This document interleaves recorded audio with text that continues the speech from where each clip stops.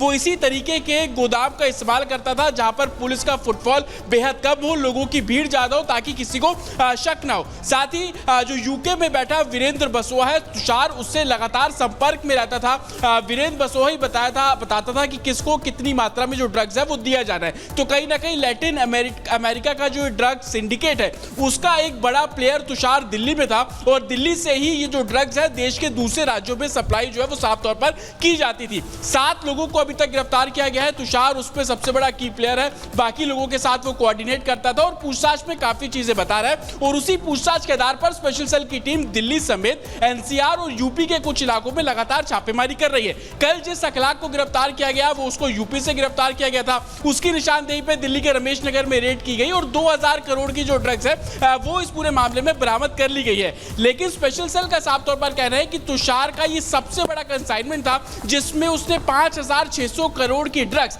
दिल्ली के महिपालपुर के एक गोदाम के अंदर रखी थी। इससे जुड़ी हुई कई और जानकारियां वो भी दर्शकों को दे देते हैं कि कैसे ये पूरा ड्रग कनेक्शन सामने आया था।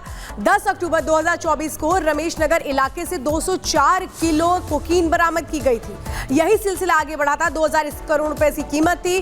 10 अक्टूबर को और क्या हुआ था, नमकीन के पैकेट में छिपाई गई थी कोकीन जो खुलकर के सामने आ गई थी। 2 अक्टूबर 2024 को ही महिपालपुर इलाके से 560 किलो कोकीन जब्त की गई। 560 किलो कोकीन की कीमत 56 करोड़ रुपए थी। पुलिस ने अब तक इस मामले में 7 लोगों को गिरफ्तार किया गया है। इसी कड़ी में 30 सितंबर 2024 को दिल्ली पुलिस ने 228 किलो गांजा जब्त किया था।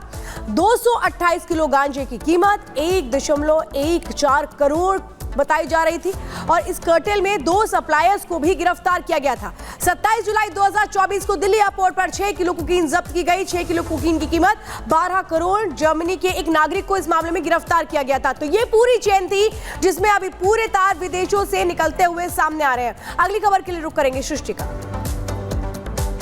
और अब बात उत्तराखंड की। आपको बता दें उत्तराखंड में एक बार फिर से जो 2 समुदाय हैं वो लोग आमने सामने आ चुके हैं और इस बार ये बवाल आपको बता दें कि चमोली में देखा गया जहां एक समुदाय विशेष के युवक पर हिंदू लड़की से बलात्कार करने और फिर उसका एमएमएस बनाकर सोशल मीडिया पर वायरल करने का आरोप लगा है। देखिए रिपोर्ट में।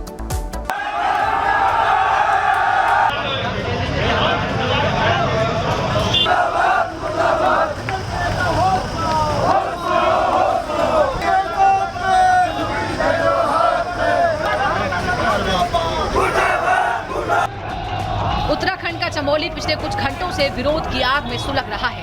यहाँ थराली विकास खंड में नाई का काम करने वाले समुदाय विशेष के एक युवक पर नाबालिग से दुष्कर्म और उसका वीडियो बनाकर वायरल करने का आरोप लगा।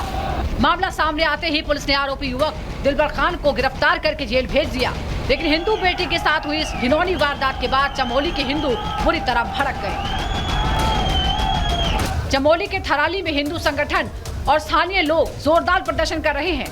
भीड़ ने उस दुकान को तोड़ने की कोशिश की जिस दुकान में दिलबर खान काम कर रहा था, लेकिन वहां मौजूद पुलिसकर्मियों ने लोगों को तोड़फोड़ करने से रोका, जिसके बाद यहां झड़प की स्थिति बन गई।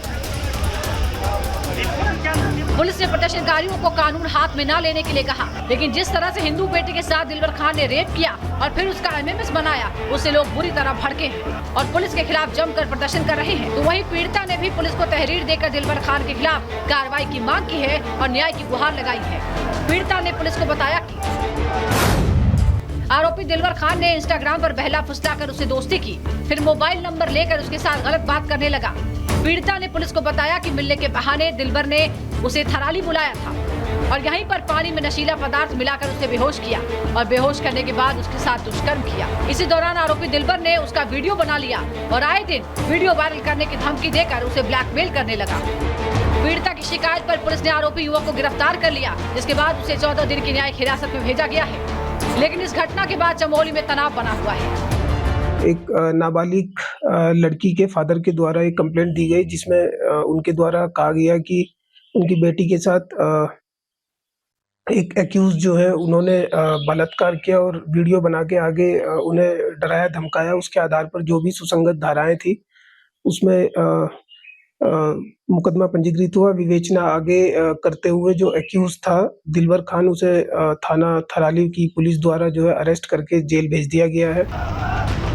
हिंदू संगठन के लोग मांग कर रहे हैं कि आरोपी दिलबर खान जिस दुकान में काम करता था उसे वहां से हटा दिया जाए, लेकिन पुलिस ऐसा करने से रोक रही है। पुलिस ने शांति व्यवस्था बनाए रखने के लिए थराली में फ्लैग मार्च भी किया और लोगों से शांति बनाए रखने की अपील की।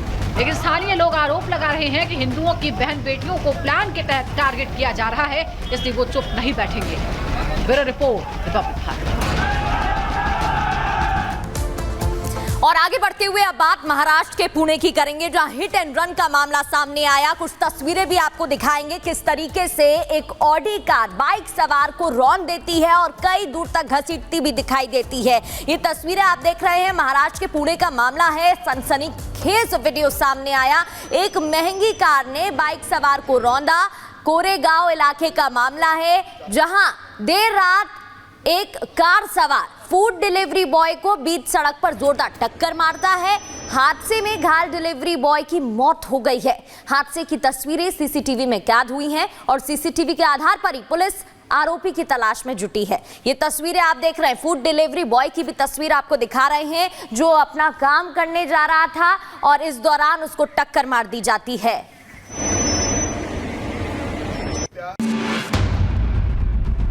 महाराष्ट्र में हिट एंड रन के मामले कम होने का नाम नहीं ले रहे हैं। पुणे में लग्जरी कार डिलीवरी बॉय को रौंदती हुई चली गई, जिसका सीसीटीवी वीडियो भी सामने आया, जिसमें डिलीवरी बॉय सड़क से जाता हुआ दिखाई दिया।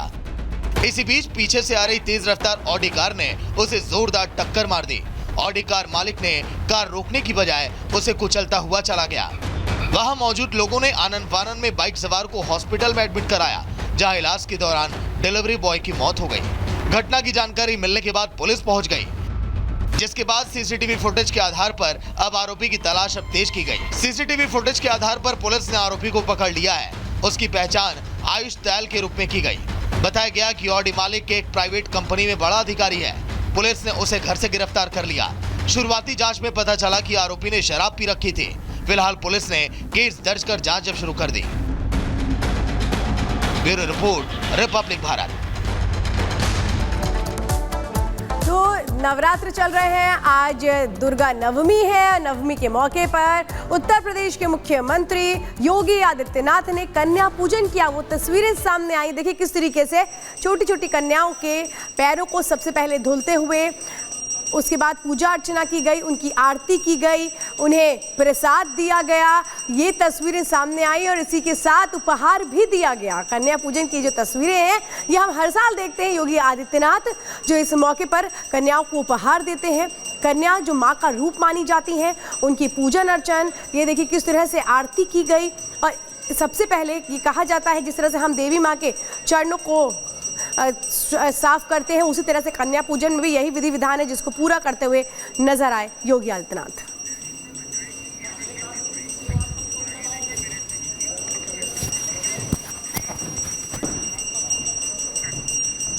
और अनुग्रह, छोटे से ब्रेक के लिए